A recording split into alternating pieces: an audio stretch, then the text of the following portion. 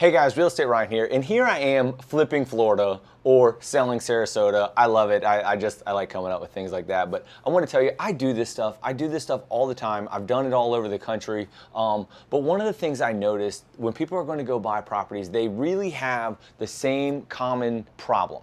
They don't buy it low enough. The offer needs to be almost disrespectful. And I don't mean that to disrespect somebody that is selling their house, but I mean it in a way that it's got to be so low that you go, oh, that's too low, because you're not thinking of everything that it's going to take for you to do this property, right? And so one of the things is taxes and insurance. A lot of people miss that you're going to pay taxes on a property or you're going to have insurance on the property, all right? On top of the rehab numbers and the carrying costs, you're going to have these things that you're going to have to do. As well, you're going to have carrying costs. So if you do a hard money loan, you're going to have to pay that payment for a couple months, and it'll sometimes take longer. So in a perfect world, if it sells in 3 months, great, you've made your money. But if it takes 6 months, you need to account for that, right? So these are the things you have to do to make sure that you've carried all the cost into the offer of what you're doing. If everything goes perfect, you're going to make more margin, and I understand that. But if it doesn't, I need you to be protected so that way you're covering things. On top of it, just did a property myself. We leave enough margin in there buying it.